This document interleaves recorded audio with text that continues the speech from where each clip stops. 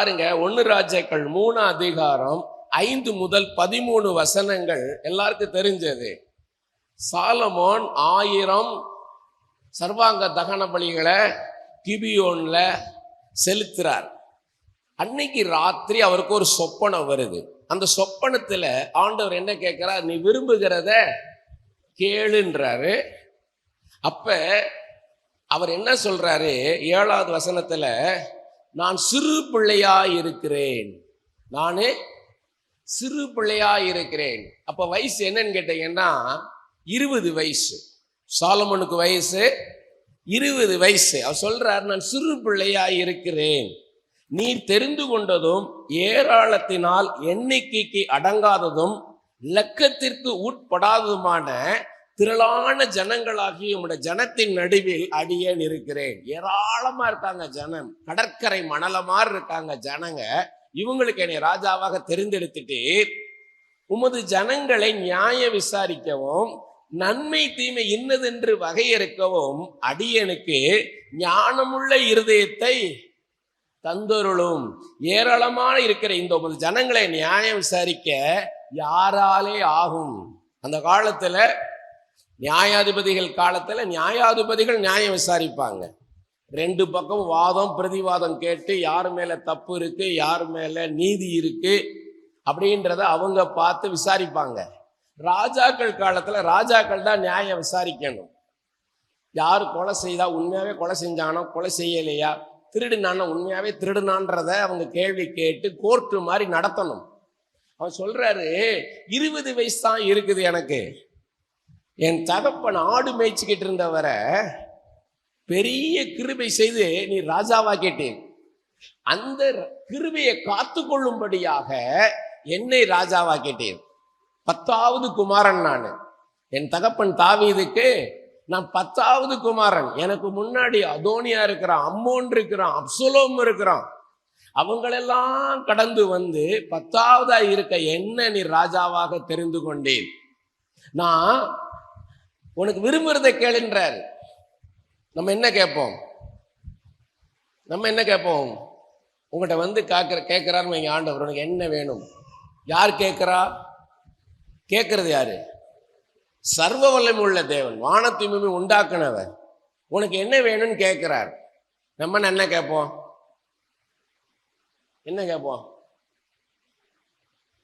சாதாரணமாக ஒரு கவுன்சிலர் ஆகணும்னு கேட்போம் இல்லையா?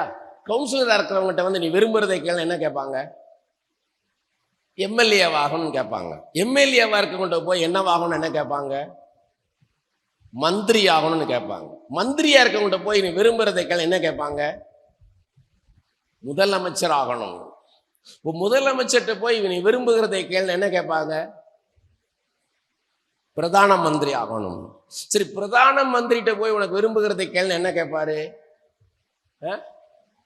அமெரிக்க ஜனாதிபதி ஆகணும். இங்க ஜனாதிபதி டம்மி, அமெரிக்க ஜனாதிபதி ஆகணும்னு. சரி, அமெரிக்க ஜனாதிபதி போய் ஆண்டவர் உனக்கு விரும்புகிறதை கேள்வி என்ன கேட்பாரு?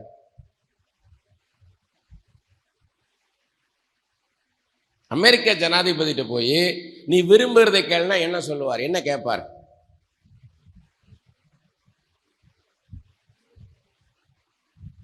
என்ன கேட்பாருங்க? டொனால்ட் ட்ரம்ப்ட போய் கேட்கிறார் ஆண்டவர், நீ விரும்புகிறதை கேள். What do you want? I can give anything everything because I am God. நான் ஆண்டவர், எதையும் கொடுக்க முடியும். வாட் டு யூ வாண்ட் கேட்கிறாரு. டொனால்ட் ட்ரம்ப் என்ன கேட்பார்?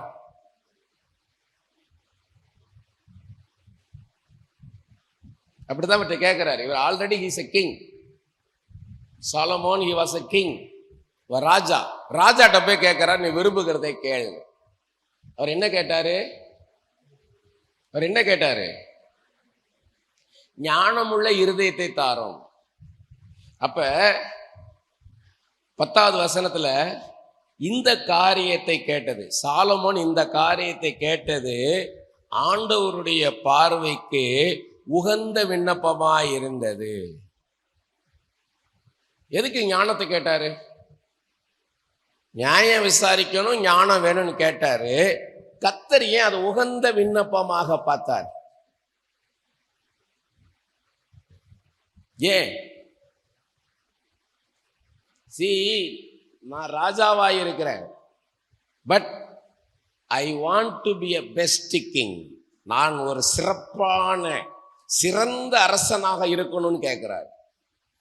நீங்க டீச்சரா இருக்கீங்கன்னா நீங்க என்ன கேட்கணும்னா, ஆண்டவரே நான் பெஸ்ட் டீச்சரா இருக்கணும்னு கேட்கணும். நீங்க டாக்டரா இருந்தீங்கன்னா, ஆண்டவரே நான் பெஸ்ட் டாக்டரா இருக்கணும்னு கேட்கணும். நீங்க இன்ஜினியரா இருந்தீங்கன்னா பெஸ்ட் இன்ஜினியரா இருக்கணும். நீங்க ஆர்டிஸ்ட்னா பெஸ்ட் ஆர்டிஸ்டா இருக்கணும். நீங்க பாடுறவங்க பெஸ்ட் சிங்கரா இருக்கணும். நீங்க ரைட்டரா இருந்தீங்கன்னா பெஸ்ட் ரைட்டரா இருக்கணும். நீங்க சமைச்சீங்கன்னா பெஸ்ட் குக்கா இருக்கணும். ஏதோ நானும் ரசம் வச்சேன், நானும் சாம்பார் வச்சேன், நானும் அவியல் வச்சேன் இல்ல. நீங்க அவியல் வச்ச அந்த மாதிரி அவியல் இதுவரைக்கும் யாரும் வச்சதில்லைன்ற மாதிரி அவ்வளவு டேஸ்டா இருக்கணும். அதுதான் கர்த்தர் பார்க்கிறது. நான் பிரசங்கம் பண்ணுனா எவ்வளவு பேரை பிரசங்கம் பண்ணிப்பேன் தெரியுமா? இவ்வளவு நேரம் நான் சாலமோன் பேசுறது வரைக்கும் நான் பேசினது, இங்க உட்கார்ந்து இருக்கும் போது கர்த்தர் பேசினது. நான் ப்ரிப்பேர் பண்ணதை காலையில இருந்து உட்கார்ந்து எழுதி வாங்கியிருக்கேன். அவ்வளவு வாங்கியிருக்கேன். இன்னும் அதுக்குள்ள நான் போகல. ஏன்? உழைக்கணும். என்ன நடந்தது? இது அவர் என்ன சொல்றாரு பாருங்க. ஆண்டவர் 11வது வசனத்துல, ஆகையினால் தேவன் அவனை நோக்கி, சாலமோனை நோக்கி, உனக்கு நீடித்த நாட்களை கேளாமலும், லாங் லைஃப கேட்கல, நான் நீடித்த நாட்களா தீர்க்க ஆயுசா நான் வாழணும்னு நீ கேட்கல, ஐஸ்வர்யத்தை கேட்கல, வெல்த் கேட்கல, சொத்து கேட்கல, உன் சத்துருக்களின் பிராணனை கேட்கல, டெத் ஆஃப் எனிமீஸ், என் சத்துருக்கள்லாம் செத்து போகணும்னு நீ கேட்கல. இந்த காரியத்தை, ஞானத்தை நீ கேட்டு நியாயம் விசாரிக்கிறதுக்கு ஏற்ற ஞானத்தை உனக்கு வேண்டிக் கொண்டபடியினால் உன் வார்த்தைகளின்படி செய்தேன். ஞானமும் உணர்வும் உள்ள இருதயத்தை தந்தேன்.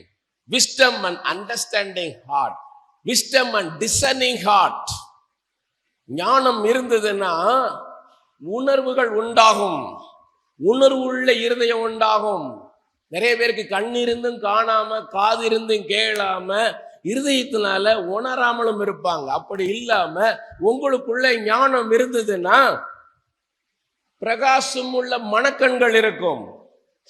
ஒரு மனுஷனை பார்க்கும் போது அவனுடைய உணர்வுகளை பார்ப்பீங்க. கஷ்டப்படுறவங்கள் தான் உங்களை காமிப்பார் ஆண்டவர். அவர் யாரை நேசிக்கிறாங்களோ அவங்கள காமிப்பார் உங்களுக்கு. அவர் பார்வை யார் மேல இருக்குது அவங்கள உங்களுக்கு காமிப்பார். இயேசு பார்க்கிற பார்வை உங்களுக்குள்ள வரும். இயேசு யாரை பார்ப்பாரோ, எல்லாரும் காணிக்க போட்டாங்க, எல்லாரையும் பார்க்கல. அவரு தன் ஜீவனத்துக்காக வைத்திருக்கிற அந்த 2 காசை அந்த 7 விதவை போட்ட அதைத்தான் கர்த்தர் பார்த்தார், இயேசு கிறிஸ்து. ஆமென். அவனவன் கிரியைகளுக்கேற்ற, அவனவன் வழிகளுக்கேற்ற பலனை கொடுக்கிற தேவன் அல்ல அது. அவனவன் கிரியைகளுக்கேற்ற, அவனவன் வழிகளுக்கேற்ற பலனை கொடுக்கும்படியாக இருதயங்களையும் உள்ளந்திரியங்களையும் ஆராய்ந்து அறிகிற தேவன். வசனத்தை சரியா படிக்க கத்துக்கொள்ளணும். வசனத்தை கவனமா படிக்கணும். ஏன்னா ஆண்டவருடைய பேச்சு அது, ஆண்டவர் பேசினது. அவர் கடைசி வார்த்தை வரைக்கும் நம்ம கவனமா படிக்கணும். அப்படின்னு என்ன அர்த்தம்னா, with what attitude, with what intention you are doing the things தான் பார்ப்பாராம். காணிக்கை போடுறத பார்க்க மாட்டாரு, எந்த நோக்கத்தோடு போடுறீங்க அதை பார்ப்பாரு. இயேசுவே ஒரு வாலிப பொண்ணு ஒரு சபையில ஜெபம் பண்ணதை என்னால மறக்க முடியாது. ஆண்டவரே காணிக்கைக்காக ஜெபம் பண்ண சொல்றார் பாஸ்டர். அந்த வாலிப பொண்ணு வந்து ஜெபம் பண்ணுது ஃப்ரண்ட்ல வந்து. எப்படி ஜெபம் பண்ணுச்சு தெரியுமா? ஆண்டவரே இந்த காணிக்கை கொடுக்கிற பிள்ளைகளை ஆசீர்வதிங்க, அந்த காணிக்கையை ஆசீர்வதிங்க, அதை கொடுக்கிற ஜனங்களை ஆசீர்வதிங்க, இப்படி பிள்ளைகளை அப்படின்னு சொல்லி ஜெபிச்ச சொல்லுது. காணிக்கை கொடுக்கிற எண்ணம், ஆசை இருந்து அதை கொடுக்க முடியாத இவர்களுக்காக நான் ஜெபிக்கிறேன் ஆண்டவரே. இவ்வளவு ஞானம் பாருங்க. காணிக்கை கொடுக்கணும்னு ஆசை இருக்குது, ஆண்டவருக்கு கொடுக்கணும்னு. ஆனா அதை கொடுக்க முடியாதபடிக்கு சூழ்நிலை இருக்கிறவங்களுக்காக நான் ஜெபிக்கிற ஆண்டவரே, அவங்களையும் ஆசீர்வதிங்கப்பான்னு ஜெபம் பண்ணுச்சு. அதெல்லாம் கண்ணு திறக்குது. அறிவு கண்ணு, ஞான கண்ணு என்ன பண்ணுது? நம்மளுக்கு திறக்கணும். அப்ப ஆண்டவர் சொல்றாரு, சாலமன் உன் வார்த்தைகளின்படி செய்தேன், ஞானமும் உணர்வும் உள்ள இருதயத்தை உனக்கு தந்தேன், இதிலே உனக்கு சரியானவன் உனக்கு முன் இருந்ததும் இல்லை, உனக்கு சரியானவன் உனக்கு பின் எழும்புவதும் இல்லை. அப்படி என்ன அர்த்தம்? இந்த ஞானம் இதுவரைக்கும் நீ யாருக்கு கொடுத்ததில்லை, இனிமேல நான் யாருக்கு கொடுக்க போவதில்லை. அப்படிப்பட்ட ஞானத்தை நான் உனக்கு தரேன்றார். ஆமென். இதுவும் அன்றி நீ கேளாத ஐஸ்வர்யத்தையும் மகிமையும் உனக்கு தந்தேன், உன் நாட்கள் இருக்கிற ராஜாக்களில் ஒருவனும் உனக்கு சரியானவன் இருப்பதில்லை. அப்படின்னு என்ன அர்த்தம்? ரிச்சஸ் அண்ட் ஹானர், உனக்கு இருக்கிற செல்வம் மாதிரி இனி யாருக்குமே இருக்க போவதில்லை. இவர் கேட்டது ஞானம். ஆனா ஆண்டவர் என்ன பண்ணாருன்னா, நீ கேளாத ஐஸ்வர்யத்தையும் சம்பத்தையும் கனத்தையும் நான் தருவேன்ட்டார். அப்படின்னு என்ன அர்த்தம்னா, சொத்து கணம் எல்லாமே நான் உனக்கு தருவேன்ட்டார். ஆனா இவ்வளவு நடந்தது என்ன தெரியுமா? இது சாலமோனுடைய ஞானம். இன்னும் டீட்டெயிலா பார்ப்போம். ஆனா இது எப்படி நடந்தது அதை யோசித்து பார்க்கணும். நம்ம நம்மளுடைய இமேஜினேஷன், நம்மளுடைய திங்கிங், நம்ம ஃபீலிங் எல்லாம் யூஸ் பண்ணணும் பைபிள் படிக்கும்போது. இது உண்மையாவே சாலமன் கேட்டதா? இது சாலமன் கேட்டதா? இது சாலமன் கேட்டதா? இது சாலமோனுக்கு ஆண்டவருக்கு நடந்த உரையாடலா? அது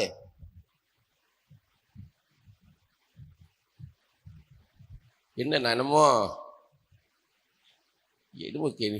எனக்கு சந்தேகமா இருக்கு. எனக்கு சில மீன்களை கொண்டாந்து மீன் கடைக்கு போயிடுவேன், என் ஒய்ஃபுக்கு சொன்னான்ட்டு மீன் கடைக்கு போயிடுவேன். எந்த மீனை வாங்கினேன் தெரியாது, எல்லா மீனுமே நல்லா தான் தெரியும். எனக்கு எல்லா மீனும் கெட்டதா தெரியும், எல்லாமே நல்லதா தெரியும், எதுவுமே தெரியாது, சாப்பிடத்தான் தெரியும். அது மாதிரி நீங்க எந்த மீன் சொல்லுங்க பார்ப்போம். சாப்பிட சிறந்தது எது, பொரிக்கிறதுக்கு எது நல்லது, குழம்புல போறது எந்த மீன் நல்ல மீன் கேட்ட மாதிரி நீங்க பாக்குறீங்க நீங்க அப்படி குருன்னு. ஆனா ஒரு விஷயம் எனக்கு கொடுத்த பெரிய கிருபை என்ன தெரியுமா? யாருமே அசைய மாட்டாங்க. நான் பேசி முடிக்கிற வரைக்கும் யாருமே அசைய மாட்டாங்க. அது எனக்கே சந்தோஷமா இருக்கும். ஆண்டவர் நம்ம மேல இப்படி ஒரு கிருபை வச்சிருக்கிறார். எல்லா இடத்துலயும் சாட்சி சொல்லுவாங்க, ஒருத்தர் கூட அசையலன்னுவாங்க. ஆவியானவர் அசைவாடினார், ஆனா ஜனங்க அசையவே இல்லை, கடைசி வரைக்கும் இருந்தாங்கன்னுவாங்க. கர்த்தருக்கு கொடுத்த பெரிய கிருபை அது. ஆமே, நல்லா தான் கை தட்டுங்களேன். கர்த்தருக்கு மகிமை, எனக்கு இல்லை.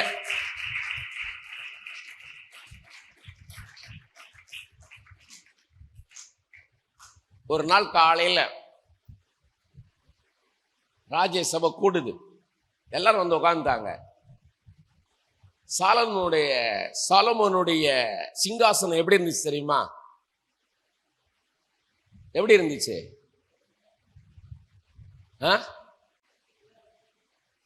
தந்தத்துல செஞ்சு தங்கத்தால மூடுனது. அது தந்தத்துல செஞ்சு தங்கத்தால மூடுனது. 6 ஸ்டெப் இருக்கும். அந்த 6 ஸ்டெப்லையும் ஒவ்வொரு ஸ்டெப்லையும் லெஃப்ட்லி ரைட்ல 2 சிங்கம் இருக்கும். அப்ப 6 ஸ்டெப்புக்கு எத்தனை சிங்கம்? 12 சிங்கங்கள்.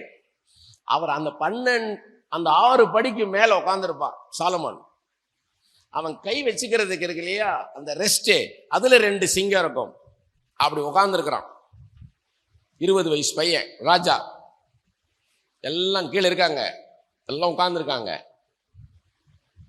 நேற்று இரவு நான் ஒரு சொப்பனம் கண்டேன்.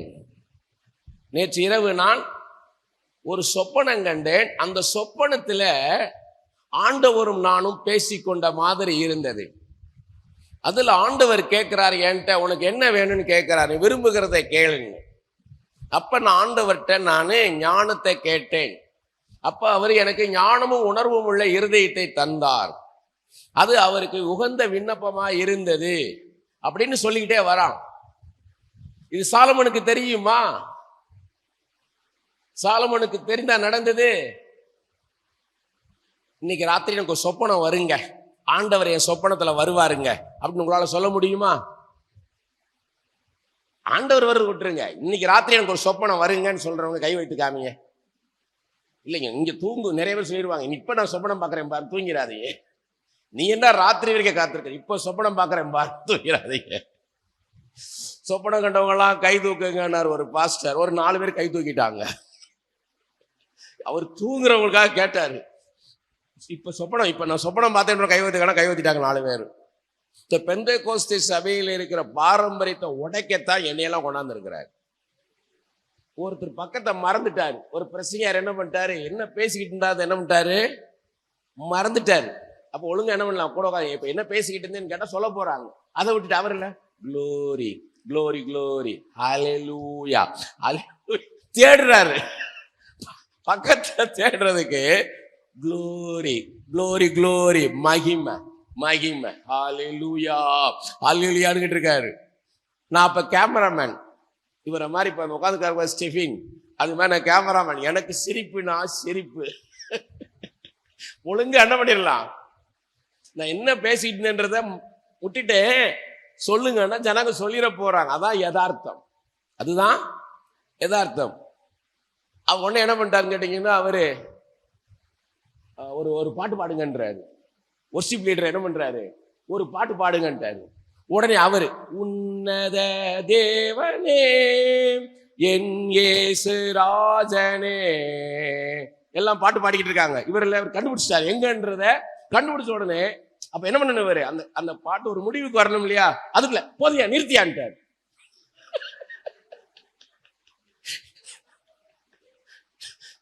இவர் மெதுவோடு கை காமிச்சிருக்கணும், அப்ப அவர் அப்படியே முடிச்சிருப்பாரு.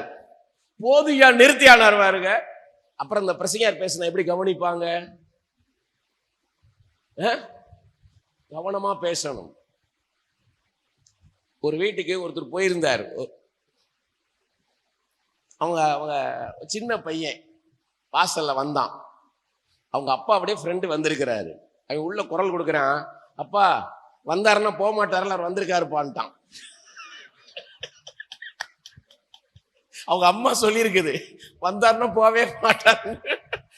அம்மா வந்தாருன்னா போக மாட்டாருல, அந்த அங்கிள் வந்திருக்காருன்ட்டான்.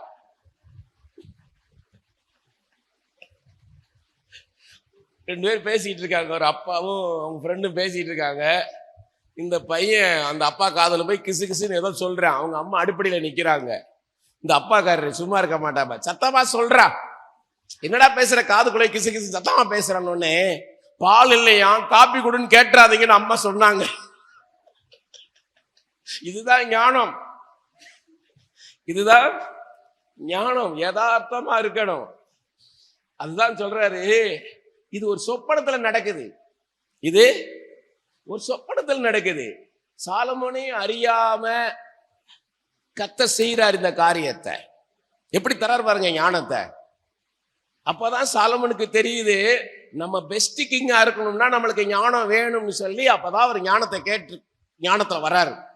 அப்படி எப்படி இருக்குன்றதை தெரிஞ்சுக்கிறாருன்னு கேட்டீங்கன்னா, 1 ராஜாக்கள், அதே 1 ராஜாக்கள் 3ஆம் அதிகாரத்துல 16 - 27 வசனம் எல்லாருக்கும் தெரிஞ்ச காரியம். நான் வசனத்துக்குள்ள நான் வாசிக்க போல. 2 வேசிகள் இருக்காங்க, அவங்களுக்கு குழந்தை பிறக்குது. 3 நாள் வித்தியாசத்துல குழந்தை பிறக்குது. ஒரு பிள்ளை செத்து போயிடுச்சு. ஒரு தாய் என்ன பண்ணா, பிறண்டு படுத்ததுல ஒரு பிள்ளை செத்து போயிடுச்சு. இப்ப இருக்கிறது ஒண்ணுதான். இப்ப 2 பேர் என்ன பண்றாங்க, இது ஏன் பிள்ளைன்றாங்க. 2 பேரும் ஏன் பிள்ளைன்றாங்க. ஒருத்தி சொல்றா, இவ பார்க்கும்போது இவ ஜாடை இல்லை, அதுல இவ பிள்ளைக்கான ஜாடை இல்லை. அப்ப இந்த பிள்ளைய மாத்திட்டான்றதுனால போய் 2 பேர் ராஜாட்ட நிக்கிறாங்க, சாலமோன்ட்ட. 2 பேரும் சொல்றாங்க இது ஏன் பிள்ளை ஏன் பிள்ளைன்றாங்க. இப்ப அதை கண்டுபிடிக்கணும், இது யாருடைய பிள்ளைன்னு கண்டுபிடிக்கணும். அப்ப சாலமோன் என்ன பண்றாரு, கற்பனை செய்து பார்க்கிறார். ரிகர்சல். இப்போ டிராமா நடக்குதுன்னு வைங்க, டிராமா பண்ணும்போது என்ன பண்ணுவாங்க, ஒரு டிராமா நடத்த போறீங்க, கிறிஸ்துமஸ்க்கு ஒரு டிராமா நடத்துறீங்கன்னா என்ன பண்ணுவாங்க, 1 மாசம் முன்னாடியே பிராக்டிஸ் பண்ணுவாங்க, ரிகர்சல் பண்ணுவாங்க. டிராமால ரிகர்சல்னுவாங்க, சினிமால மானிட்டர் பார்க்கறதுன்னுவாங்க. ஒரு மானிட்டர் போலாமா அப்படின்னு டைரக்டர் கேட்கிறாருன்னா ஒரு ரிகர்சல் போலாமான்னு அர்த்தம். சினிமால அதான் ப்ரொஃபஷனல் டேர்ம். ஒரு மானிட்டர் போலாமான்னு கேட்பாங்க. அடுத்த மானிட்டர் போல இன்னொரு மானிட்டர் போலாமான்னு வாங்க, அப்படின்னா இன்னொரு ரிஹர்சல் போலாமான்னு. அப்படி சாலமன் தனக்குள்ள ரிஹர்சல் பண்றாரு. என்ன ரிஹர்சல் பண்றாருன்னா, ஒரு பட்டயத்தை எடுத்து வந்து 2ஆ வெட்டுவோம்னு சொல்லும் போது எவ குடல் பதறுதோ அவதான் உண்மையான தாய். ஆமே. அந்த உணர்வை பார்க்கிறாரு, இந்த உணர்வை பார்க்கிறாரு. இந்த உட்காந்துருக்கு பாப்பா, இந்த பாப்பா எல்லாம் உட்காந்துருக்கு, இவங்களுடைய தாயை போய் அடிச்சிங்கன்னா அவங்க வலிக்காது. இந்த பிள்ளைகளுடைய தாய்மாரை போய் நீங்க அடிச்சீங்கன்னா வலிக்காது. அவங்க எங்கேயாவது காலில் தட்டினாங்கன்னு வைங்க, ஏதோ கல்ல தட்டினாங்கன்னா 2 தேய்ச்சி விட்டு போயிடுவாங்க. ஆனா அவங்க பிள்ளைங்க விழுந்தாங்கன்னு வைங்க, பிள்ளை விழுந்துருச்சு, ஐயோ அம்மான்னு சொன்னீங்க, என்ன இந்த தாய்க்கு உட்காந்துருப்பாங்கன்னு நினைக்கிறீங்களா? என்னென்ன தகப்பன் மாதிரி பரவாயில்ல, அவங்க உட்காந்துருப்பாங்க.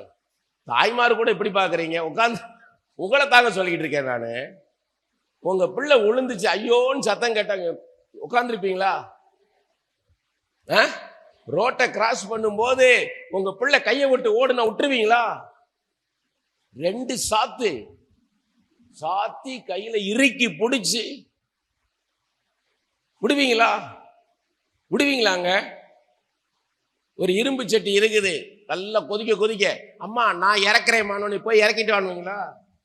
தகப்பன் மாதிரி நாங்க சொல்லுவோம் ஐயா இறக்குன்னுவோம். கத்துக்கிட்டோம். என் பிள்ளைக்கு நான் சைக்கிள் ஓட்ட கற்றுக் கொடுத்தேன். 7ஆம் கிளாஸ் படிக்கும்போது 8ஆம் கிளாஸ் படிக்கும்போது சைக்கிள் ஓட்ட கற்றுக் கொடுத்தேன். பின்னாடி பிடிச்சிக்கிட்டே போவேன், கொஞ்ச நேரத்தை விட்டுருவேன். அப்பா பிடிச்சிருக்கீங்களான்னு, நான் பிடிச்சிக்கிட்டு தான் இருக்கேன்னு விட்டுட்டு போய் ஒரு ரவுண்டு போயிட்டு வரணும். போய் வந்து நான் நிற்கிறத பார்த்த உடனே அவளுக்கு கை காலம் உதறிச்சு. 2 தடவை விழுந்து அடிபட்டு வந்தா. இப்படி அடிபட்டாதான் கரெக்டா இருக்குன்னு விட்டேன். அதனாலதான் இன்னைக்கு கார் ஓட்டுற அளவுக்கு வந்திருக்கிறா. தகப்பன்மார் வந்து நாங்க வந்து எப்பயுமே திடமா இருப்போம், ஆனா அந்த தாய் உள்ள இருக்கு பாருங்க, பதறும். அதைத்தான் சாலமன் பார்க்கிறாரு. ஒரு தாயின் உள்ளம் குடல் துடித்ததுன்னு இருக்கு. பிள்ளைய அடிச்சா தாய்க்கு வலிக்கும்ன்ற உணர்வு இருந்துச்சு சாலமோனுக்கு. அந்த சாலமோனுக்கு எப்படி எல்லாம் கொண்டாடுறாரு பாருங்க. 1 ராஜாக்கள் 4ஆம் அதிகாரம் 29 34 வசனம். தேவன் சாலமோனுக்கு மிகுதியான ஞானத்தையும் புத்தியையும் கடற்கரை மண்டலத்தினையான மனோவிருத்தியும் கொடுத்தார். Great wisdom. So he could understand many things. அப்படின்னா சகல காரியங்களையும் அறிந்து கொள்ளத்தக்கதான புரிந்து கொள்ளக்கூடிய ஞானத்தை கர்த்தர் சாலமோனுக்கு கொடுத்தார். சொப்பனங்களை சொன்னோம்னா எல்லாராலையும் புரிந்து கொள்ள முடியாது. நேற்று ராத்திரின்னு ஒரு சொப்பனம் பார்த்தேன். அந்த சொப்பனத்துக்கு அர்த்தம் எனக்கு தெரியல. அதை ஆண்டவர்கிட்ட கேட்டுதான் என்ன பண்ணணும், நான் புரிந்து கொள்ள முடியும். எல்லா சொப்பனங்களையும் நம்ம புரிந்து கொள்ள முடியாது. நம்ம அறிவு கெட்டாத புத்தி கெட்டாத சொப்பனம் நமக்கு வரும். அந்த சொப்பனத்தை நம்ம புரிந்து கொள்ள அதுக்கு ஒரு ஞானம் வேணும். அதே மாதிரி பிலாசபி, தத்துவங்களை வந்து எல்லாராலையும் புரிந்து கொள்ள முடியாது. அதே மாதிரி ஆர்கிடெக்சர், கட்டிடக்கலை எல்லாரும் என்ன பண்ண முடியாது, புரிந்து கொள்ள முடியாது. இப்ப இந்த சர்ச்சில் இவ்வளவு பெரிய கட்டடம் பாக்குறீங்க, இதுல எது உங்களை பிரமாண்டமா தெரியுது? என்னைய பார்க்காதீங்க, சர்ச்சை பாருங்க. சர்ச்சை நல்லா பாருங்க, அப்படியெல்லாம் கீழே மேல சுத்தி பாருங்க. எது வந்து அட்ராக்ட் பண்ணுது ஃபர்ஸ்ட்?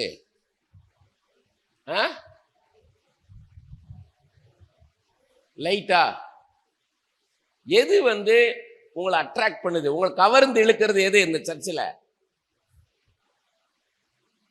அப்படி மேல பாருங்க, இங்க எல்லாம் பாருங்க, இதெல்லாம் பிளைனா இருக்குது. இந்த வால்லாம் பிளைனா தான் இருக்குது, ஒன்றும் பெருசா இல்லை. ஆனா கீழேயும் சாதாரணமா தான் இருக்குது, தரையெல்லாம் சாதாரணமா தான் இருக்குது. ஏன்னா எல்லா இடத்துலையும் பார்க்குற மாதிரி தான் இருக்கு செவரு, எல்லா இடத்துலையும் பார்க்குற மாதிரி தான் இருக்கு தரை. ஜன்னல்லாம் எல்லாம் சாதாரணமா எல்லார் வீட்லையும் பார்க்கல மாதிரி தான் இருக்குது. ஆனா மேலே பார்க்கும்போது எப்படி இருக்கு? சீலிங் பார்க்கும்போது எப்படி இருக்கு? மேலே பாருங்க, என்னைய பார்க்குறீங்க, மேலே பாருங்க மேலே எப்படி இருக்கு? மேலே பார்த்துட்டு கீழே பார்த்தா என்ன ஆகுது? டம்மியா தெரியுதா? அப்ப எது? இதோடைய வேலைப்பாடு வந்து இதோடைய கலர், இதோடைய ஃபினிஷிங், இது நம்மளை என்ன பண்ணுது? பிரமிக்க வைக்குது. இதுதான் ஞானம்ன்றது. நம்ம எப்படி பார்க்கிறோம் ஒரு காரியத்தை எப்படி பார்க்கிறோம்? சர்ச்சில் இப்படிதான் ஒரு பிரசங்கியார் என்ன பண்ணிட்டார்? தவறா பிரசங்கம் பண்ண ஆரம்பிச்சிட்டார். பைபிள் எப்பயுமே மாத்தி பேசக்கூடாது. பைபிள் என்ன இருக்கோ அதை அப்படியே பேசணும். நீங்க உற்சாகத்தில் என்ன பண்ணக்கூடாது? பைபிளை மாத்தி பேசக்கூடாது, இஷ்டத்துக்கு போல பேசக்கூடாது. பத்சேபாள் பாவம் செஞ்சாளா, தாவீது பாவம் செஞ்சாளான்னா பைபிள் என்ன போட்டிருக்கோ அதை தான் நீங்க பேசணும். நீங்க உடனே ஒரு புதுசா ஒன்று பேசக்கூடாது. அது மாதிரி பிரசங்க என்ன பண்ணிட்டாரு? புதுசா பிரசங்கம் பண்ண ஆரம்பிச்சிட்டாரு. என்ன பண்ணன்னு தெரியல. நேர போய் ஒருத்தன் கரண்ட் ஆஃப் பண்ணிட்டான். சூசை மாதிரி, அந்த சூசை இந்த சூசையில் அந்த சூசை மாதிரி ஒரு ஆள் நேரா போய் பாஸ்டுக்கு என்ன பண்ண தெரியல. பாஸ்டுக்கு என்ன பண்ண தெரியல, நெளிகிறாரு. சபையாரெல்லாம் பிரசங்கியாரை பார்க்கல, பாஸ்ட பார்க்கறாங்க, பிரசங்கியாரை பார்க்கறாங்க. அப்படின்னு என்ன அர்த்தம்? இவர் யார் கூட்டிட்டு வந்தா? பாஸ்ட் தான் கூட்டிட்டு வந்தார். பாஸ்ட பார்க்கறாங்க. உடனே அதை ஒருத்தர் புரிஞ்சுக்கிட்டார். சூசை பெருமை ஒருத்தர் நேர போய் கரண்ட் ஆஃப் பண்ணார். டம்மு இருட்டாச்சா, பாஸ்டர் அந்த பிரசங்கியாரை ஊருக்கு அனுப்பிச்சார். எப்பயும் பைபிளை மாத்தி பேசக்கூடாது. பைபிள் என்ன இருக்கோ அப்படியே பேசணும். தூங்குறவங்கலாம் கை வைத்துக்கலாம் நான் கேட்க மாட்டேன், பயப்படாதீங்க. தூங்குறவங்க தூங்குங்க. ஐத்துக்கு தூங்கும் போது பவுல் என்ன பண்ணாரு? ஐத்துக்கு தூங்குனான். பவுல் என்ன பண்ணாரு? உடனே தூங்குறவங்களாம் கை வைத்துக்கணும்னு ஐத்து கை வைத்துக்கணாரா? அது விழுந்து செத்தே போனான். உடனே பவுல் என்ன பண்ணாரு? அடிச்சிட்டார். கர்த்தர் அவனை அடிச்சிட்டார். என் பிரசங்கத்தை கேட்காதனால கர்த்தர் அவனை அடிச்சிட்டார். அப்படியே சொன்னாரு. அவனை உயிரோடு எழுப்பி அவனை உட்கார வச்சுட்டு இவர் பிரசங்கம் பண்ணிக்கிட்டு இருந்தார். அதனால நான் எங்க கூட்டத்துக்கு வரவங்களை எப்பயுமே சொல்லுவேன், நீங்க கடைசி ஒரு 5 நிமிஷம் தான் வர முடிஞ்சதா வாங்க, இல்ல ஒரு 5 நிமிஷம் தான், ஆரம்பத்தில் ஒரு 10 நிமிஷம் தான் இருக்க முடியும், கிளம்பி போறீங்களா போயிட்டே இருங்கன்னுவேன். இப்படிதான் ஒரு பெங்களூர் பட்டணத்தில் இப்படி பிரசங்கம் பண்ணிக்கிட்டு இருந்தேன். ஒரு சிஸ்டர் இப்படி உட்காந்துக்கிட்டு குனிஞ்சு குனிஞ்சு செல்ல பேசிக்கிட்டு இருந்தாங்க. நான் ஒண்ணுமே இல்லை, எல்லாரும் என்னைய பார்க்குறாங்க, நான் ஏதாவது சொல்லுவானான்ட்டு ஒண்ணுமே சொல்லலை. ஏன்னா அவங்களுக்கு என்ன அத்தியாவசியமோ சும்மா பேசுவாங்களா? சும்மா யாராவது எடுத்துக்கிட்டு பேசிட்டா இருப்பாங்க. ஏதோ முக்கியமான விஷயம் நினைச்சேன். கடைசி என் சாட்சியை சொல்லணும்னு அந்த பாஸ்டர் நிற்கிறார். நான் சாட்சி சொல்லக்கூடாதுன்னு எங்கே போய் நிற்கிறேனோ அங்கே தான் சாட்சி சொல்லணும்னு நிற்பாங்க. நம்மளை பற்றி பேசக்கூடாது. இன்னைக்கு நேராக ஸ்ட்ரைட்டாக மெசேஜுக்கு போயிடணுன்றே அந்த பாஸ்டர் மைக்கை வாங்கி இப்போ அவர் சாட்சி சொல்லணும்ட்டார். எங்கள் சபையார் எல்லாரும் காத்திருக்கிறாங்க உங்கள் சாட்சியை சாட்சி சொல்லணும்ட்டார். நான் சாட்சி சொல்கிறேன். சொல்லி முடிச்ச பிறகு அந்த சிஸ்டர் குனிஞ்சு குனிஞ்சு பேசிக்கிட்டு இருந்தவங்க ஒரு நிமிஷம் மைக்கு கொடுங்கன்னு கேட்குறாங்க. ஒரு நிமிஷம் மைக்கு கொடுங்கன்னு கேட்குறாங்க. அந்த பாஸ்டர் இல்லை என்னன்னு சொல்லுங்கன்னு, சாட்சி சொல்லணும்னா கடைசியாக சொல்லுங்கன்னு, இல்லை இப்போ நான் பேசணும் கொடுங்க அப்படின்னு அந்த மைக்கு கொடுத்து அவங்க சொன்னாங்க, எங்களுடைய தூர்தர்ஷன் ஆல் இந்தியா ரேடியோக்கெல்லாம் பெரிய போஸ்ட்ல உள்ளவங்க, deputy director general number 2 position, அதுல உள்ளவங்களா அவங்க, வேற சபைக்கு போறவங்க, இந்த கூட்டம் ஸ்பெஷல் கூட்டங்களை வந்திருந்தவங்க கேட்டுட்டு சென்னை தூர்தர்ஷனுக்கு போன் அடிச்சிருக்கிறாங்க. பால்ராஜ் கென்னடி, பால் கென்னடின்னு அவங்க பால் கென்னடி, இவருடைய டீட்டெயில் எனக்கு வேணும்னு கேட்டிருக்காங்க. அங்க மெட்ராஸ் தூர்தர்ஷன்ல இவர் தான் முதல்ல ஃபாதர் பெர்க்மான்ஸ் தூர்தர்ஷன்ல 96 இவர் தான் முதல்ல கொண்டாந்து அறிமுகப்படுத்தினார். இவர் பெரிய ஒரு கார்ட்டூனிஸ்ட், ஒரு பெரிய ஆர்டிஸ்ட், ஒரு பெரிய ஸ்டோரி ரைட்டர், ஒரு பெரிய டைரக்டர் அப்படின்லாம் சொல்லியிருக்கிறாங்க. அதை பூரா இவங்க எடுத்து வாசிக்கிறாங்க. இவர் சொன்னதெல்லாம் உண்மை. ஆண்டவர் எங்க கொண்டாந்து நிப்பாட்டுறாரு பாருங்க. ஆமென். கரங்களை தட்டி கர்த்தரை மேம்படுத்துவோமா? ஆண்டவர் நம்மளை கனப்படுத்துவார், ஒரு நாள் விட்டுற மாட்டார். எப்பயுமே நல்லா ட்ரெஸ் பண்ணணும், லூஸா ட்ரெஸ் பண்ணி பழகணும், டைட்டாலாம் ட்ரெஸ் பண்ணக்கூடாது. நிறைய பேர் என்ன பண்ணுவாங்கன்னா ஒரு பாஸ்டர் கோச்சுக்க கூடாது, ஒரு ஃபேமஸான பாஸ்டர் அவர் அதிகம். அவர் என்ன பண்றாரு, ஒரு நாள் ஸ்பெஷல் கூட்டம் என்னை கூப்பிட்டுருக்காரு பிரசங்கம் பண்ண. நான் போயிருக்கேன். முதல்ல அவர் பிரசங்கம் பண்ண, அடுத்து நான் பிரசங்கம் பண்ணணும். அவரு கல்யாணத்தப்ப தச்ச கோட்டு சூட்டெல்லாம் போட்டு வந்துட்டார், இறுக்கி பிடிச்சு. இப்படி போகும்போது இப்படி தூக்கி விட்டுக்கிட்டு இருந்தாரு.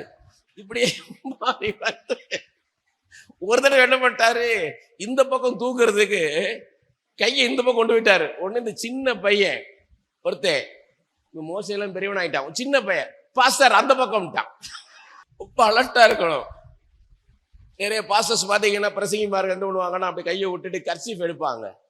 கர்ச்சீஃப் எடுத்துட்டு நான் உள்ள இருக்க துணியும் வெளியே வந்து தொங்கிக்கிட்டு இருக்கும், அதோடையே நடந்துகிட்டு இருப்பாங்க. அது ஓடிக்கிட்டே இருக்கும். யாரு போய் சொல்றது இதை எடுத்து உள்ள வைங்கன்னு. ஒரு பிரசியார் என்ன பண்ணிட்டாரு, அவர் இந்த மைக் வச்சிருப்பாரு, ஹெட் மைக்கு. ஹெட் மைக்குன்னா இங்க உள்ள கூடி வயர் கொடுத்து இங்க டிரான்ஸ்மிட்டர் இருக்கும், அங்க ரிசீவர் இருக்கும். இது மைக் என்ன பண்ணிருச்சு, திடீர்னு எடுக்கல. கர்த்தர் நல்லவர், அவர் பெரிய காரியங்களை செய்கிறவனா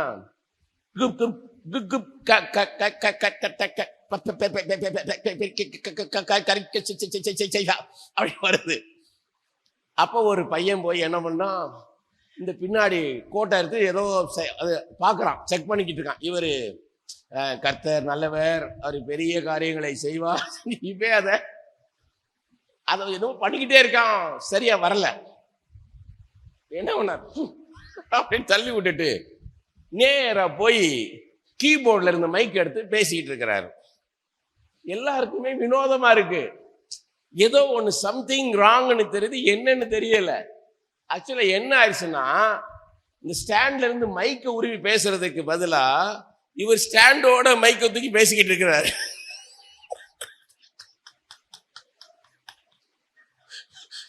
என்னைய பாக்குறாரு. நான் வந்து கேமராமேன் சொல்லிட்டு க்ளோஸ்அப்ல வை, ஃபுல்லா காமிச்சிடாத. இவர் ஸ்டாண்டை தூக்கிக்கிட்டு வெயிட்டா தூக்கிட்டு ஸ்டாண்டை தூக்கிட்டு கர்த்தனால எப்படி இருக்கும். அதனால மற்றவங்க ஆலோசனை சொன்னா நம்ம கேட்கணும். அநேக ஆலோசனைக்காரலால் ஜெயம் உண்டாகும், அநேக ஆலோசனைக்காரலால் சுகம் உண்டாகும். யாராவது உங்களுக்கு ஆலோசனை சொன்னா நீங்க அதை கேட்டுக்கிடணும். மற்றவங்க யோசனை சொன்னாத கேட்கணும், அதான் ஞானம். பாருங்க, திரும்ப வருவோம். 1 ராஜாக்கள் 4:29-34 தேவன் சாலமோனுக்கு மிகுதியான ஞானத்தையும் புத்தியையும் கடற்கரை மனத்தினையான மனோவிருத்தியும் கொடுத்தார். நீங்க மெடிக்கல் சம்பந்தமா பேசுனீங்கன்னா அதுவும் சாலமோனுக்கு தெரியும். விஞ்ஞானத்தை குறித்து பேசுனீங்கன்னா அதுவும் தெரியும். மருத்துவத்துறை குறித்து பேசுனீங்கன்னா அதுவும் தெரியும். பூகோளத்தை குறித்து பேசுனீங்கன்னா அதுவும் தெரியும். இயற்பியலை குறித்து பேசுனீங்கன்னா அதுவும் தெரியும். என்ன சப்ஜெக்ட் பேசினாலும், வான சாஸ்திரம் குறித்து பேசினாலும் சாலமோனுக்கு தெரியும். அதான் சொல்றாரு, கடற்கரை மணலத்தான மனோவிருத்தினா எப்படி கடற்கரை மணல் இருக்குமோ அந்த அளவுக்கு அவருக்கு அண்டர்ஸ்டாண்டிங் கெப்பாசிட்டி இருந்துச்சாம். A breadth of understanding as measureless as the sand of seashore இருக்குது ஒரு பைபிள்ல. இன்னொரு பைபிள்ல his wisdom was as hard to measure as the grains of sand on the seashore. தூத்தூர்ல பேசுறது அது கரெக்டா இருக்கும். உங்க கடற்கரை மணலை நீங்க என்ன முடியுமா, அது எப்படி பறந்து விசாலமா இருக்கோ அப்படி போல இருக்குமா சாலமோனுடைய புரிந்து கொள்ளக்கூடிய திறன். என்ன சப்ஜெக்ட் பேசினாலும் அவருக்கு தெரியும். அடுத்து சொல்றாரு பாருங்க, சகல கிழக்கத்தி புத்திரரின் ஞானத்தையும். கிழக்கத்தி புத்திரர்னா யோபு குறிச்சு நீங்க பார்க்கலாம், கிழக்கத்தின்னு. அதே மாதிரி இயேசு கிறிஸ்து பிறந்திருக்கிறார் பெத்லகேம் போது கிழக்கில இருந்து சாஸ்திரிகள் வந்தாங்கன்னு இருக்கும். ஈஸ்டர்ன் கண்ட்ரீஸ்ல ஞானிகள் அவங்க. எரேமியா 49:28 இருக்குது. யோபு 1:3 இருக்குது. People from east, a man from east ஞானின்னு அர்த்தம், ஞானிகள். சகல கிழக்கத்தி புத்திரரின் ஞானத்தையும் எகிப்தியரின் சகல ஞானத்தை பார்க்கலாம். எகிப்து இருக்கவங்க எல்லாம் ஞானிகள். அவங்க எல்லார காட்டிலும் சாலமோனின் ஞானம் சிறந்ததாயிருந்தது.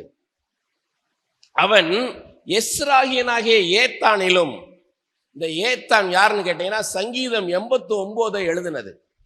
சங்கீதம் 89 எடுத்து அதுல பாருங்க, சங்கீதம் 89 எடுத்துட்டு அதுல பாருங்க, அந்த பிராக்கெட்ல போட்டிருக்கும் பாருங்க, அந்த அடைப்புக்குள்ள என்ன போட்டிருக்கு, எஸ்ரானாகிய சங்கீதம் இருக்கும். அதே மாதிரி சங்கீதம் 88 பாருங்க, ஏமான். ஏமான்னு போட்டிருக்கா? ஏமான் அவன் எஸ்ரானாகிய ஏத்தானிலும் ஏமான் கல்கோல் தர்த்தா என்னும் மாகோலின் குமாரரிடம் மற்ற எல்லா மனுஷர்களும் ஞானவானாயிருந்தான். பாட்டு எழுதுறவங்களை கூட எல்லாருடைய ஞானத்தை காட்டிலும் சாலமோனுடைய ஞானம் சிறந்ததாயிருந்தது. சுற்றில் இருந்த சகல ஜாதிகளிலும் அவன் கீர்த்தி பிரபலமாயிருந்தது. அவனை சுற்றி இருந்த எல்லா நாடுகளுக்கும் அவன் பிரசித்தி பெற்றவனாயிருந்தான். அவன் 3000 நீதிமொழிகளை சொன்னான். நீதிமொழிகள்னா வைஸ் சேயிங்ஸ்.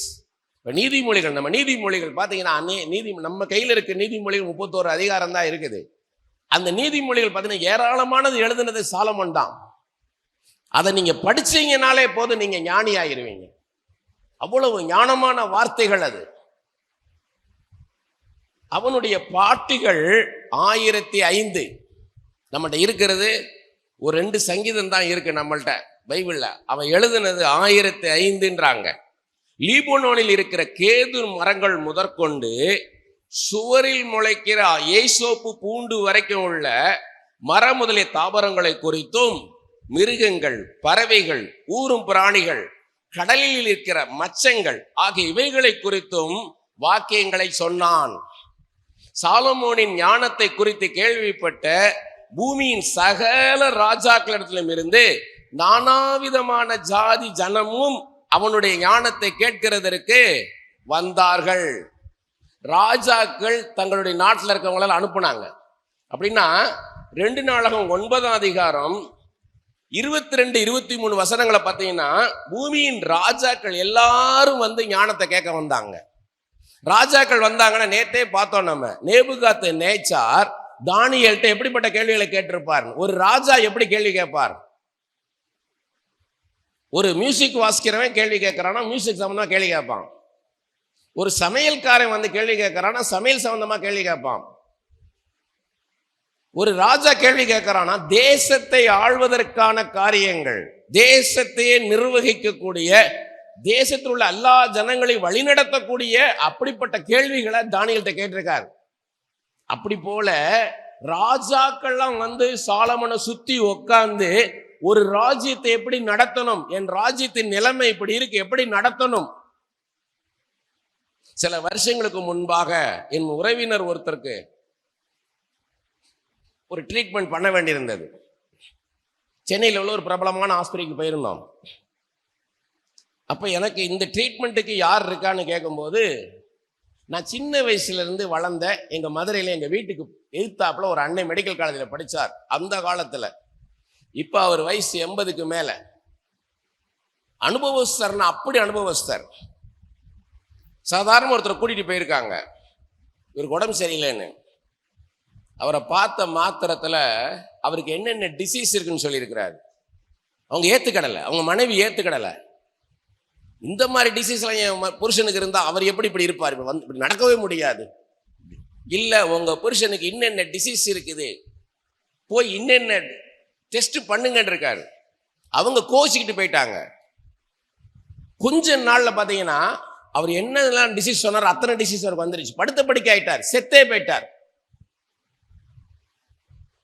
அந்த டாக்டர் வந்து சொன்னாரு, இந்த ஆபரேஷனை பண்றதுக்கு தமிழ்நாட்டிலே 2 டாக்டர் தான் இருக்கிறாங்க. அந்த 2 டாக்டர்ல ஒரு டாக்டர் இப்ப எங்க இருக்கிறாருன்னு தெரியல. அவர் இப்ப ஃபீல்டை விட்டு போயிட்டார், ரிட்டையர்ட் ஆயிட்டார். ஒரே ஒரு டாக்டர் தான் இருக்கார் இந்த தமிழ்நாட்டில். அவரை பிடிக்க முடியுமான்னு பாருங்கன்னாரு. அந்த ரிப்போர்ட் எல்லாம் பார்த்துட்டு ஆளாளு இதெல்லாம் இப்படி இப்படி இதெல்லாம் வராது, இதெல்லாம் பண்ண முடியாதுன்ட்டாங்க. அங்க அந்த டாக்டர்கிட்ட போய் அந்த ரிப்போர்ட்ஸ் எல்லாம் கொடுத்த உடனே அவர் அப்படியே பார்த்தாரு, அப்படியே வரிசையா பார்த்தாரு, அடுத்ததை பார்த்தாரு, ஒன்று லைட்டு வச்சிருக்கல ஒன்று அப்படி பார்த்தாரு. பார்த்துட்டு it's okay will go for operation அப்படின்னாரு. இது ஓகே, நம்ம ஆப்ரேஷன் பண்ணலாம்னாரு. நாங்கள் இவர் ஏதாவது சொல்லுவார், இதில் பிரச்சனை இருக்குங்க, பல பிரச்சனை இருக்கு, இதெல்லாம் முடியாதுங்க, இந்த பண்ணுனா அந்த அம்மா செத்து போயிடும், அப்படி ஏதாவது சொல்லுவார்னு பார்த்தா ஒன்றுமே சொல்லலை. இட்ஸ் ஓகேன்ட்டாரு. அது எப்படி பாருங்க, எப்படி அந்த ஆப்ரேஷன் பண்ணினா சாதாரணமாக பண்ணிட்டாரு. சாதாரண பண்ணிட்டு சாதாரண உட்கார்ந்துருக்கிறார். அந்த டாக்டர் அந்த ஆப்ரேஷன் தியேட்டர்லேருந்து வரணும், நாங்கள் வெளியே உட்காந்துருக்கிறோம். அவர் ரூம் வாசல்ல நிறைய பேர் உட்காந்துருக்கிறாங்க, எல்லாம் வெளியூருக்காரங்க. கோயில்பட்டியிலேருந்து, திருநெல்வேலியிலேருந்து, கன்னியாகுமரியிலேருந்து உட்காந்துருக்காங்க வரிசையா. அப்போ ஒருத்தர் கேட்குறாங்க, ஏங்க அவர் ஆப்ரேஷன் 2-3 ஆப்ரேஷன் இருக்கு, இன்னைக்கு வரது சிரமம், நீங்கள் அந்த டாக்டர்கிட்ட பார்த்துறீங்களா அப்படின்னு. உடனே அந்த புருஷன் பொண்டாட்டி சொல்கிறாங்க, ஏம்மா கோயில்பட்டியில் இருந்து எதுக்குமா இங்கே வந்திருக்கான்? இவர்கிட்ட ஆப்ரேஷன் பண்ணுறதுக்காக. அவர் அவர் அவர் அப்படி பேரு. அவர் வராரு, அவர் முடிச்சு சாதாரணமாக வராரு, எல்லாரும் எழும்பி நின்று கும்பிடுறாங்க அவரை. எல்லாரும், நான் மிகைப்படுத்தி பேசல, டாக்டர் சுரேந்தரன் ஒரு பேர், என் மனைவி தான் சாட்சி. அப்படி இருக்கணும் நம்ம எல்லாம். வலதுகை வைத்து சொல்லுங்க, நான் இருக்கிற ஃபீல்டில் நான் பெஸ்ட்டாக இருக்கணும் ஆண்டவர். நான் மீன் பிடிக்கிறேன்னா நான் பெஸ்ட்டாக மீன் பிடிக்கிறவனா இருக்கணும். ஒரு மீனை பார்த்த மாத்திரம் அது என்ன மீன் நான் சொல்லணும் ஆண்டவர். இயேசுவே, நான் சமைக்கிறேன்னா வெண்டைக்காய் வச்சா கூட அந்த வெண்டைக்காய் மாதிரி வைக்கணும். ஒரு கத்திரிக்காய், அந்த கத்திரிக்காய் தானே இல்லை, இந்த கத்திரிக்காய் வச்சு இவ்வளவு ருசியா வைக்க முடியுமா? அப்படிப்பட்ட ஒரு பொரியலை நான் வைக்கணும் ஆண்டவரே. மீன் குழம்பு வச்சா இப்படி போல ஒரு மீன் குழம்பு யாரும் வைக்க முடியாது, அப்படி போல நான் மீன் குழம்பு வைக்கணும் ஆண்டவரே. ஒரு ரசம் வச்சா அந்த ரசத்துக்கு ஒரு ருசி இருக்கணும் ஆண்டவரே. நேத்து வச்ச ரசம் இல்ல, இன்னைக்கு வச்ச ரசம், நாளைக்கு வைக்கிற ரசம், ஒவ்வொரு நாளும் ரசத்தை நான் விதவிதமா வைக்கணும் ஆண்டவரே. இயேசுவே, அப்படி போல நான் எதுலையும் பெஸ்டா இருக்கணும் ஆண்டவரே. நான் பண்ணா ஜபம் பெஸ்டா இருக்கணும் ஆண்டவரே. இயேசுவே, நான் பாடுனா பெஸ்டா இருக்கணும் ஐயா. இயேசுவே, இயேசுவே, என் பிள்ளைகள் பெஸ்டா இருக்கணும் ஐயா. என் பிள்ளைகளுக்கு நல்ல ஞானம், அறிவு, புத்தியை தாரும் ஐயா. உம்முடைய ஆணி பாய்ந்த தழும்புள்ள கரம் என் பிள்ளைகள் மீது கடந்து வரட்டும் ஐயா. என் பிள்ளைகளை நீர் இப்பொழுது உம்முடைய ஆணி பாய்ந்த வலது கரத்தினாலே இப்பொழுது என் பிள்ளை மேல வைங்கப்பா. இந்த சாலமோனுக்கு கொடுத்த ஞானம், இந்த தானியேலுக்கு கொடுத்த ஞானம், இந்த யோசேப்புக்கு கொடுத்த ஞானம், இந்த அபிகாயில் கொடுத்த ஞானம், இந்த பெசலியேலுக்கு கொடுத்த ஞானம், இந்த அகோலியாவுக்கு கொடுத்த ஞானம், இந்த ஈராமபிக்கு கொடுத்த ஞானம், இந்த பவுலுக்கு கொடுத்த ஞானம், இந்த எஸ்ராவுக்கு கொடுத்த ஞானம், இந்த தாவீதுக்கு கொடுத்த ஞானத்தை என் பிள்ளைக்கு தர நீர் வல்லவராய் இருக்கிறீர் அப்பா. தாருமையா, ஆசீர்வதியும். நீர் ஆசீர்வதித்தால் அவன் ஆசீர்வாதமா இருப்பான், நீர் ஆசீர்வதித்தால் அவள் ஆசீர்வதிக்கப்பட்டவளா இருப்பாள் ஐயா. இயேசுவே, நீ விரும்புகிற காரியத்தை கேளு கேட்டீரே. ஒரு தாயாக இருந்து கேட்கிறேன் ஆண்டவரே.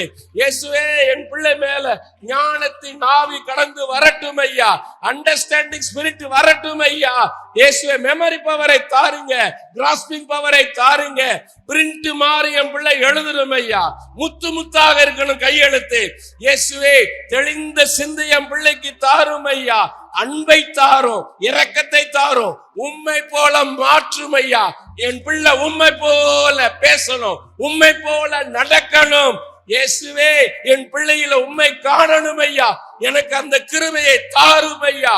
அப்பா, ஒரு தாய் தேற்றுவது போல் தேற்றுவேன்னு சொன்ன தெய்வம், தாய் தகப்பனை கணவன் சொன்ன தெய்வம் சிலுவையில அதோ உன் தாய், அதோ உன் மகன் சொல்லி ஒரு தாயின் உள்ளத்தை பார்க்கிற தெய்வம் இயேசுவே. ஒரு தாயாக இருந்து என் பிள்ளைக்காக ஜபிக்கிறேன் ஐயா. என் பிள்ளையை ஆசீர்வதியும். என் பிள்ளை நல்லா படிக்கணும் ஐயா, வாழ்க்கையில உயரணும் ஐயா. என் பிள்ளை யோசேப்பை போல, தானியேலை போல அப்பா உயரணும், உயர்த்தும் ஐயா. அப்படியே நீ செய்வதற்காக நன்றி. கரங்களை தட்டி கதை மேம்படுத்துவோமா?